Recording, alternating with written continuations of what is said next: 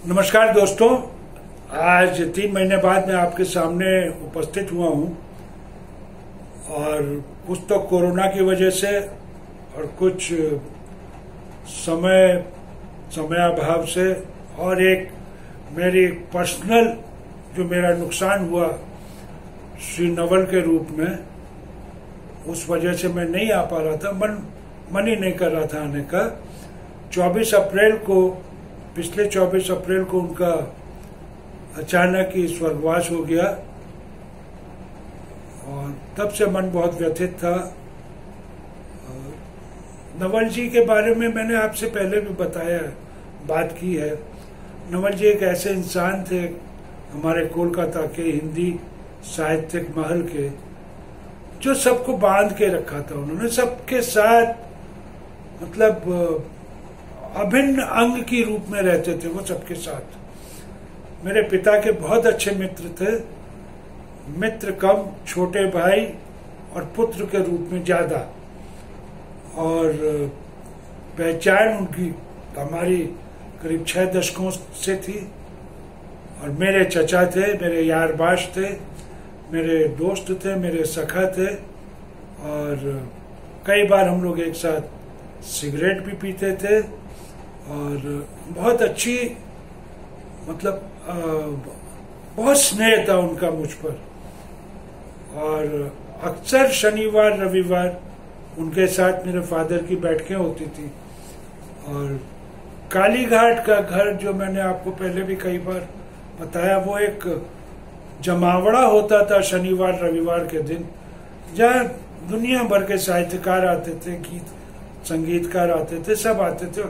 वहां बैठ के गप्पे लगती थी और मेरी मदर का काम था चाय बनाना। एक बार दिन में करीब 50 कप चाय बनाई उन्होंने, 50 बार। तो अब आप अंदाजा लगा सकते हैं कि क्या माहौल रहा होगा। तो नवल जी जो है एक तार की भांति थे, जिनमें मोती पिरो दीजिए आप, मोती की चमक रहेगी, तार पीछे हो जाता था। तो वो तार की तरह थे, सबको बांध के रखना, सबके जो उनका जो गुण था, उन गुणों को आगे लाना, उनकी गुणवत्ता पर और निखार करना। तो ये नवल जी का चरित्र था। ये उनके मतलब एक बहुत ऊंचे आला दर्जे के इंसान में होता है। ये बहुत कम लोगों में मिलता है, खुद को पीछे रख के लोगों को आगे बढ़ाना। तो ये नवल जी थे।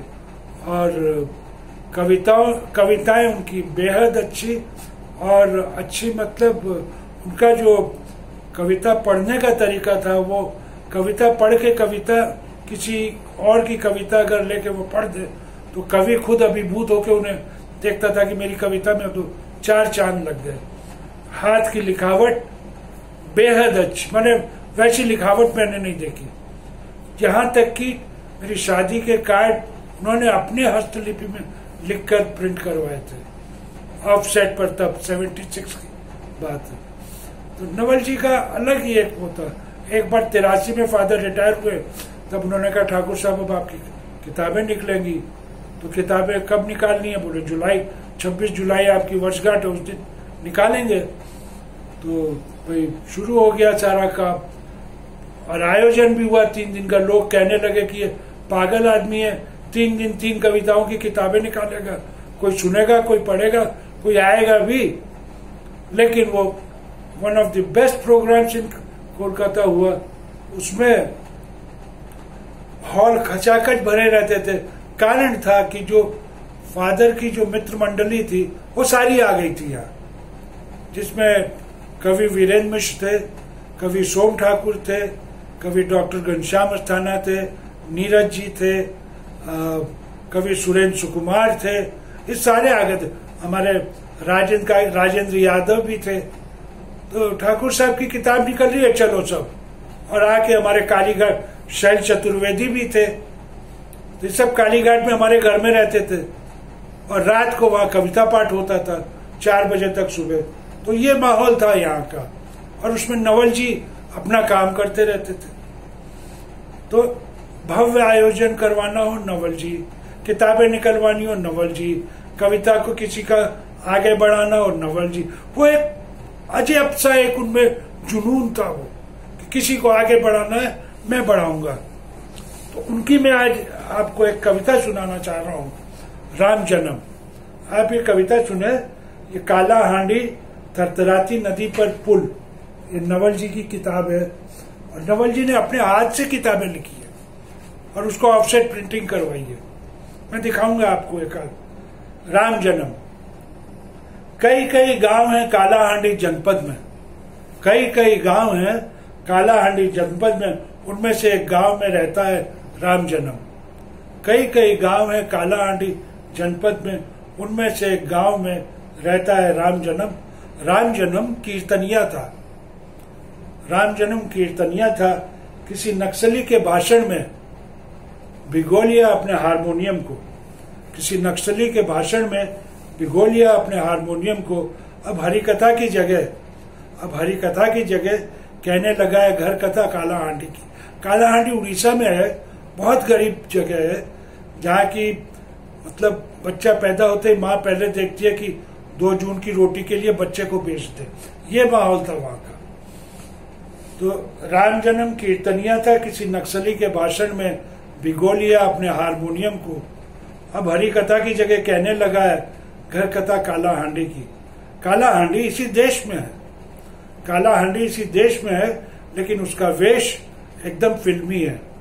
कालाहांडी इसी देश में है, लेकिन उसका वेश एकदम फिल्मी है। जिसकी फटी धरती टूटी झोपड़ियां, हड्डी हड्डी होते हुए आदमी जानवरों को दिखाकर जन फिल्मकार इनाम पा लेते हैं। कालाहांडी इंसानी करामात का नमूना है, कालाहांडी इंसानी करामात का नमूना है, जिसे दिखाने के लिए कोई नकली सेट नहीं लगाना पड़ता, जिसे दिखाने के लिए कोई नकली सेट नहीं लगाना पड़ता। राम जन्म बजाता है हारमोनियम, राम जन्म बजाता है हारमोनियम, सुनाता है हर घर की कथा। राम जन्म बजाता है हारमोनियम, सुनाता है हर घर की कथा। उसे फिल्म वाले भी बुलाते हैं, उससे फिल्म वाले भी बुलाते हैं, गाना गवाते हैं, बदले में दे जाते हैं कुछ रुपए, बदले में दे जाते हैं कुछ रुपए। राम जन्म उन्हें खरसता नहीं, राम जन्म उन्हें खरसता नहीं, जोड़ जोड़ कर रखता है। राम जन्म उन्हें खरसता नहीं, जोड़ जोड़ कर रखता है। उसी से लगवाएगा वह उसी से लगवाएगा वह कुआं जो उसकी धरती को सींचेगा। राम जन्म उन्हें खरसता नहीं, जोड़ जोड़ कर रखता है। उसी से लगवाएगा वह कुआं जो उसकी धरती को सींचेगा। कालाहांडी सिर्फ एक जनपद नहीं, कालाहांडी सिर्फ एक जनपद का नाम नहीं, वह जन्मभूमि है राम जन्म की। तो ये एक कविता थी। और एक कविता मुझे बहुत अच्छी लगती है, पता नहीं पहले आपको सुनाया कि नहीं, मुझे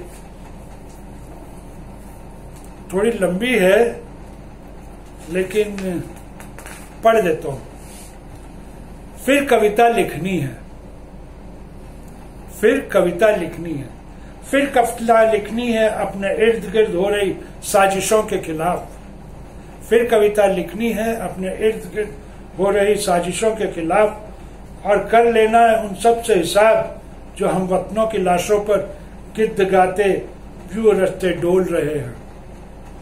फिर कविता लिखनी है अपने इर्द गिर्द हो रही साजिशों के खिलाफ, और कर लेना है उन सब से हिसाब जो हम वतनों की लाशों पर गिद्ध गाते व्यू रचाते डोल रहे हैं।